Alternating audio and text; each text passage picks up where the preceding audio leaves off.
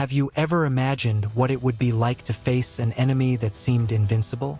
An army that appeared like a storm, leaving only destruction in its wake? In 1241, Hungary lived this nightmare.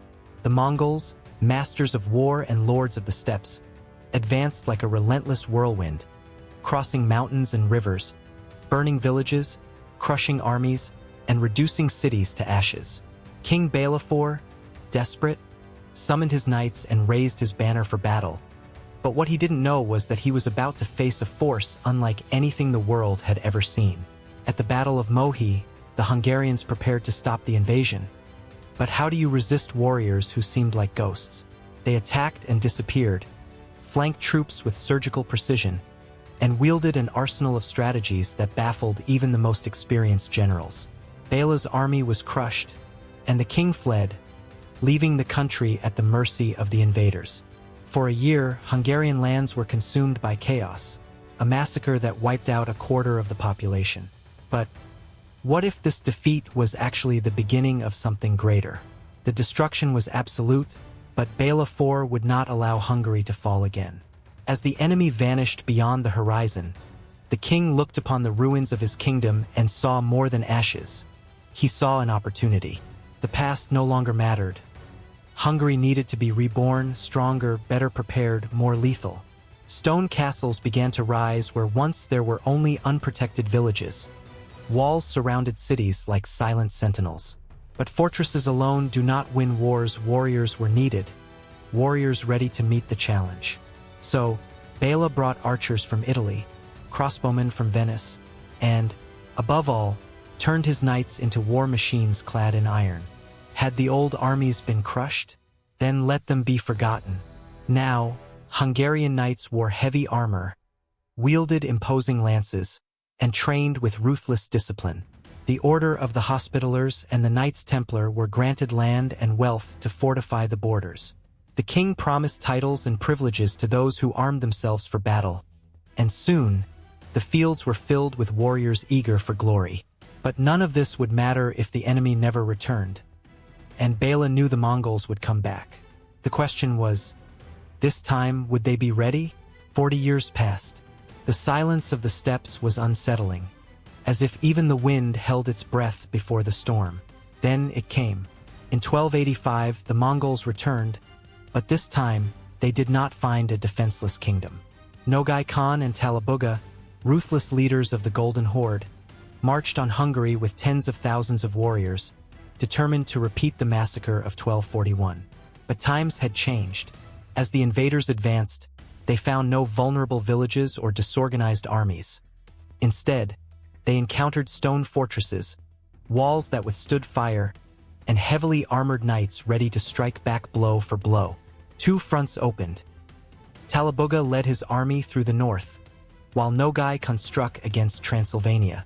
But where they expected easy plunder, they found starvation and frustration. The villages had been evacuated, denying the enemy supplies. The Hungarians attacked like shadows, striking and retreating, always protected by their fortifications. The walls did not fall, the armies did not scatter. And then, for the first time, the Mongols began to hesitate. Had the lords of the steppes finally found an enemy that had learned to resist? Talabuga advanced confidently through the north, but soon realized something was wrong. The lands that had once been a paradise for raiders were now a wasteland of lost opportunities. With no supplies, no defenseless villages to plunder, his army began to wither. Hunger and cold became as relentless an enemy as the Hungarians themselves.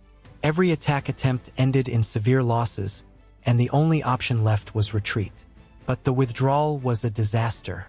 In the treacherous forests, Hungarian knights waited like silent predators. When Talabuga finally ordered the retreat, he fell straight into a fierce ambush, and his army was decimated. Few survived to tell the tale. Meanwhile, Nogai Khan faced a completely different battle. In Transylvania, he still believed he could triumph, but he underestimated the Hungarian royal army, led by Ladislaus IV. The decisive battle unfolded beneath the biting winter sky, where the Hungarians, now masters of defensive warfare, massacred the Mongol forces. There was no longer any advantage in speed or cavalry tactics. The Mongols were forced to fight under conditions that did not favor their style of warfare. Surrounded, cornered, and overpowered by the relentless force of heavily armored knights, their advance crumbled. The dead covered the frozen fields, and the survivors had no choice but to flee. The victory was absolute. For the first time, the empire that had terrorized Europe met its ruin in the Hungarian lands. Nogai and Talabuga returned humiliated, without glory and without an army. Hungary, once a stage of devastation, had now become an impenetrable fortress. But this victory was not just military, it was symbolic. The Hungarians had done the unthinkable. They had stopped the Mongols and proven to the world that the warlords of the steppes were not invincible. The legend of Mongol supremacy had been shattered, and for the first time, Europe's fate seemed secure. The Mongols never returned. What once seemed inevitable, another wave of destruction, another relentless invasion, simply never happened. The defeat of 1285 was a devastating blow to the Golden Horde, which saw its reputation as an unstoppable force crumble before Hungarian resistance. With no cities left to plunder, no armies left to crush, the invaders withdrew, never again attempting to subjugate Central Europe. Béla IV's fortresses had fulfilled their purpose, and the new Hungarian army had proven that war was not just about speed and brutality, but about adaptation and strategy. And the impact did not stop there. Hungary not only defended itself, it counterattacked. Over the years, Hungarian knights crossed the borders and carried the war into the once feared domains of the Golden Horde. Regions like Moldavia felt the weight of Hungarian vengeance, proving that the era of Mongol incursions was over. The kingdom that had once stood on the brink of collapse had become a bastion of European resistance, a fortress that prevented devastation from spreading further west. And so, from the conquered to the conquerors, the Hungarians ensured that their land would never again be a battlefield of destruction. The Mongols were the most feared force in the world, but in Hungary, they met their downfall. How did a kingdom that was nearly erased from history become an impenetrable stronghold? How did a defeated king turn disaster into victory? If this story impressed you, imagine how many other legends are waiting to be discovered. So, if you want to keep exploring history's greatest moments, don't forget to leave a like, subscribe to the channel, and turn on the notification bell. This helps us bring you more epic narratives like this one.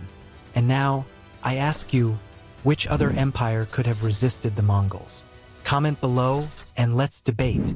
See you in the next episode of Sagas of History.